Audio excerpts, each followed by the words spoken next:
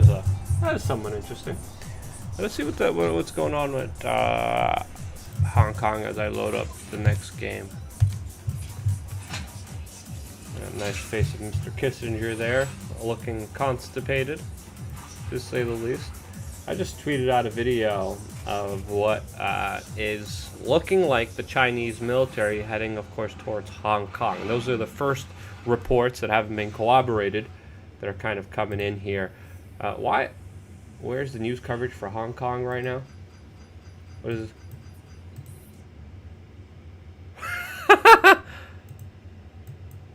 this? It's been interesting because there has been some media coverage of Hong Kong, of the protests that are happening there. The protests are allegedly over an extradition treaty, but that's not really the bigger issue here. The bigger issue here is that Hong Kong, even though it's officially part of China, it is separated by a different government. In Hong Kong, they are not as intrusive. They believe in more of a free market in Hong Kong, and that's what their government abides by, since Hong Kong was a previous British Commonwealth. Now, since Britain is giving up Hong Kong to China, there's a transition. And in the next few years, Hong Kong is supposed to transition to be a part of one government with China. But, as this person says, what the F happened in Hong Kong? With that happening, the people in Hong Kong don't want to be as restrictive as the Chinese government is. And because of that, there's these larger protests that are happening here that do deserve to be considered and talked about, because many people are saying we are on the precipice of another situation that's very close, resembling one of Tiananmen Square. And with that happening, holy cow, anything's possible. I mean, I was thinking about making my way to Hong Kong because we saw a lot of the larger escalations. We saw a lot of the larger protests. We saw just really next level intelligent protests that were not ending, with the government trying to appease the protesters, saying, no, we're not going to allow this extradition law to pass. We're gonna not negotiate it. We're gonna prolong it until later. Okay, we're not only gonna prolong it, we're gonna end it. Okay, we're not gonna pass it. This is the kind of stepping stone that happened here. But the Hong Kong people have been very skeptical of their government, and rightfully so, because many times the government's official motto is to take 2 steps forwards, 1 step back. And now we got the information that again, China could be sending in their troops to stomp out the protests in Hong Kong, which would be a very, very, very shocking move that wouldn't surprise me and a lot of other people if it would happen. We already have really shocking footage of men dressed in white t-shirts, brandishing weapons, beating protesters that are against these new laws that are passing in Hong Kong, that are against Hong Kong becoming more integrated with mainland China. And these men were able to dress up in white and literally beat the crap out of protesters to extreme levels of bloodshed, with the police ultimately turning their backs and not doing anything and not being anywhere on site.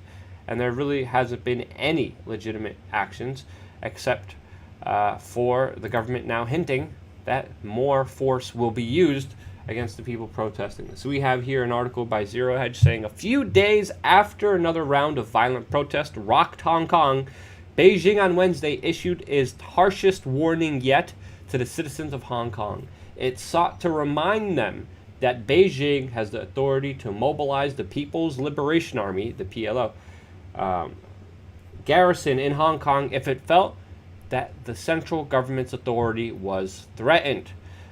Again, the Chinese protesters, the Hong Kong protesters literally stormed the Parliament building in Hong Kong. Something that was unimaginable, something that was just awe-stunning, to say the least, in just magnitude and the larger ramifications of that kind of bigger action. But here we go from the New York Times reporting that the warning was part of an unveiling of the Communist Party's new defense strategy, which relied heavily on demonizing the Western powers, an oblique reference to the U.S. and the United Kingdom for encouraging the protests. Citing the Sunday protest, Senior Colonel Wu Qin, a spokesperson for the Chinese Defense Ministry. I like how very strong military branches that are usually known for their offensive actions are somehow calling themselves defensive and entitle themselves the defensive ministers. We're playing defense. Well, in all actuality, if you look at the record, you are on the offensive a lot of times there. So something to think about here. But moving on, implied that the destructive behavior, protest, painting the central government's liaison office with graffiti, what a huge crime. The latest example of the extradition bill protest leading to the vandalism of government buildings was swiftly straining the patience of Beijing. The behavior of some radical protesters challenged the central government's authority, touching on the bottom line principle of one country, two systems. That's the system that currently exists there. That's the system that's currently transitioning in the next few years. It's supposed to be only the Chinese system, not the two separate Hong Kong Chinese systems. Colonel Wu said during a news conference in Beijing where he laid out the government's new strategy that absolutely cannot be tolerated. When pressed, Wu said that Article 14 of the Garrison Law has clear stipulations and refused to elaborate. Hong Kong government would need to request the garrison's assistance like it does during a natural disaster. In response, a spokesperson for the Hong Kong government said on Wednesday that the city was fully capable of dealing with its own affairs. There's no need to ask for assistance from the garrison, he said. Eric, I'm going to just let that name go, dismissed Wu's reference to the garrison law, suggesting that it wasn't a threat. This is nothing new, he said. The Hong Kong government has no plan to seek help from the PLA, Hong Kong garrison, in accordance with this provision. So that's interesting. The press conference coincided with the release of new defense reports, the first to be published since the beginning of Xi Jinping's second term, that identified these same Western powers as a threat to global stability. It's interesting because there is an element here that it could be possible that, of course, the United States and the United Kingdom are involved here in some way. That is a possibility here. I'm not saying it happened. I'm not saying I saw any evidence here. But we have to understand that this is in the realm of possibility since, of course, the United States, the United Kingdom, has a history of having covert subversive actions in many countries to try to start protests, overthrow leaders to have a more favorable geopolitical position. This does happen a lot of the times. Notably, the paper accused the U.S. of jeopardizing international stability by expanding its nuclear arsenal, boosts its missile defense and cyber warfare capabilities, and weaponizing outer space. Remember the Space Force. So the Chinese official kind of state-run news organization is laying out some of these kind of information. It is one of the clearest signs yet that Beijing views the U.S. as its key geopolitical adversary, and it's ready to strike back should Western and Washington powers continue to support Taiwan by supporting it with advanced arms. The paper restated Beijing's goal of eventually presiding over the reunification of Taiwan with mainland China, and notably didn't rule out the use of force. So that's specifically talking about here, especially with the weapons, is of course the United States' kind of cozy relationship with Taiwan, which they want as a kind of buffer zone to kind of isolate China. China is expanding. Not only economically, it's facing many hardships with its real estate bubble and its population bubble. The population of China is declining, and they are a very closed-off society that mainly culturally and politically do not fare well with immigration. The Chinese culture, the Chinese political system does not want immigrants at all. They have even gone to great lengths to try to continue their population growth to, of course, correlate an economic growth. Because if a population does go down, that means less economic growth for a specific country. And China is dealing with many issues, specifically with their natural resources, with their greater demands of expansion. So if you look at China, their geopolitical position is a very tough one because they are situated geographically in a position that doesn't have that many natural resources that are as abundant as the country is big, as the country demands for it to be. This is why we're seeing China expand on the South Asian Chinese Sea military islands. This is why we're seeing a lot of fierce rhetoric right now against Taiwan. Because if they get rid of Taiwan, if they're able to set up the man-made islands, alongside Philippines, they're able to establish and control trade routes. If you look at why there's so much conflict right now in the Middle East, specifically in the Strait of Hormuz, it is specifically because of the importance of the trade route. You look at major wars throughout history, predominantly they are always fought along trade routes. That's why the Strait of Hormuz, that's why the passageway and the man-made Chinese military islands are being built in the specific location that they're being built on. This is why Taiwan is kind of a buffer in that area. This is why the United States is trying to encourage Kim Jong-un and the North Korean leadership to be more friendly to the United States. Because right now North Korea depends on their kind of facilities to exist on China. And the United States does not want that. That's why they're trying to work out a bigger kind of economic deal, just like they did with South Korea. That works to the greater benefit because South Korea, Japan, Taiwan, even Philippines in some instance. Philippines is the wild card. Philippines is like the Turkey of the Middle East, but in the South Asian Sea. Philippines is wavering here. All of these countries see China as a threat, and they understand that they're the ones kind of holding it in place, and at any time there could be a spark, a conflict that leads between any of these two nations, because historically that has always been happening, specifically also between China and the Japanese. There's no love loss between the Chinese and the Japanese. The Chinese have been brutalized by the Japanese during World War II.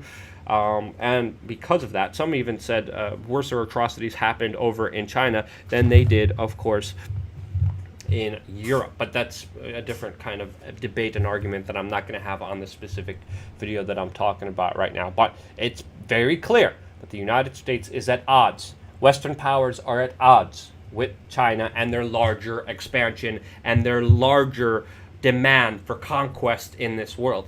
They're doing this economically right now, but at the same time that China is doing this economically, they're also building up their military might. But right now they're using trade as their main kind of weapon. Some have even called it colonizing, a new era of colonizing that specifically is also unfolding in Africa, in Latin America. And when you look at the larger cruxes, the larger conflict points where the United States stands out, whether it's Iran, whether it's Venezuela, whether it's the South Asian Sea, whether it's Taiwan, whether it's Japan or Korea and the past conflicts there, when you look at that, yes, the United States' main adversary is China, and China's main adversary is the United States. That's a fact. That is not, can't be denied here. But we even see Hollywood censor messages that are anti-Chinese. Hollywood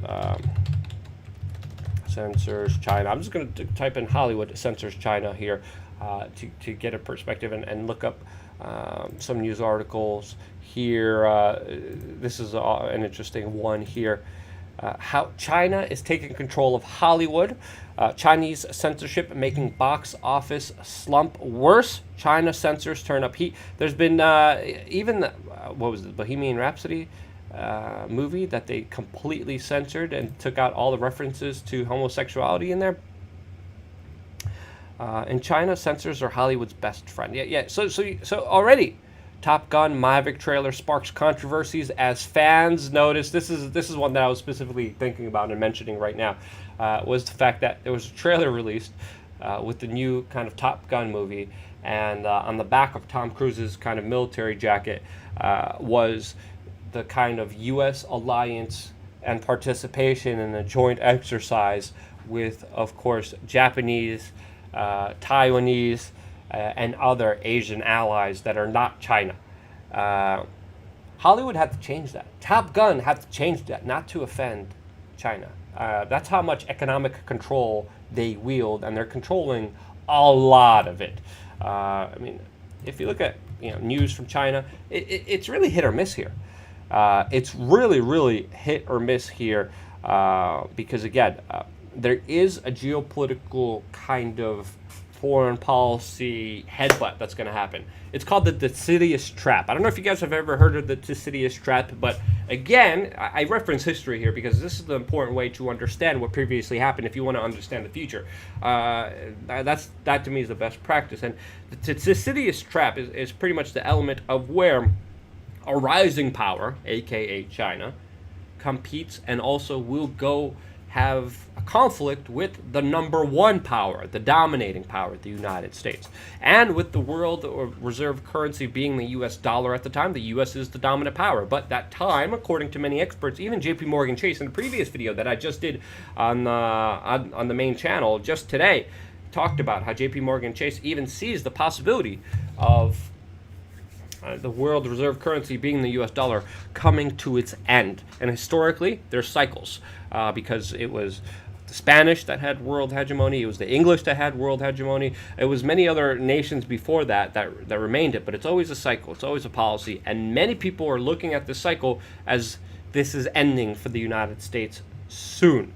So this is going to be an interesting situation, and Hong Kong is really the major point here alongside all of these developments.